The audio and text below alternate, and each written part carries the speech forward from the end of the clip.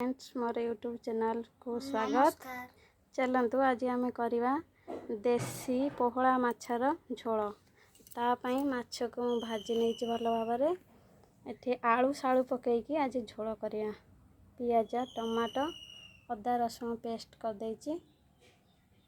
एबे बनैवा। एबे आमे आलू आउ सारू को भाजी देवा।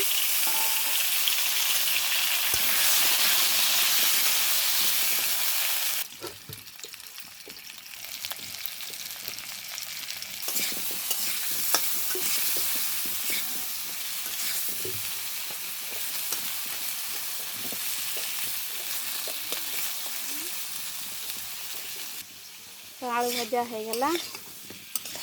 आलू आ सारू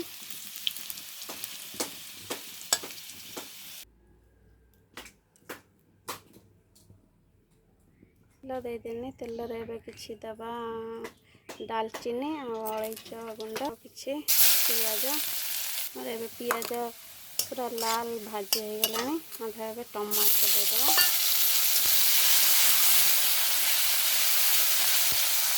टमाटो टिके तेल रे भाजी हो गले तो टेस्ट बनेगा। हम देदेबा अदा रसुण पेस्ट।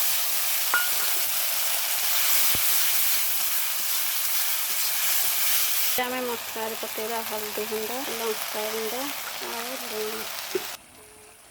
मसला कषा चलती आईला मसला। मसला को टिके घोड़े देवा शीघ्र टे सीझीज।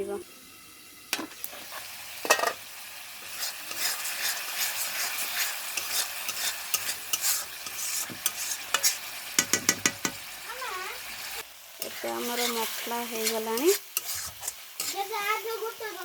आलू आ सारू को पकईदे भल भाव आउ कि समय कषा।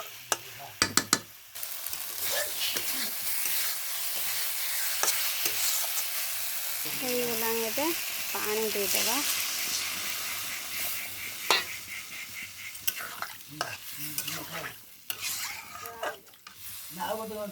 पानी देदेली एबे घोड़े दवा 5-10 मिनट आलू टिके सीझी। आलू आमर सीझीगला। माछ पकईदवा।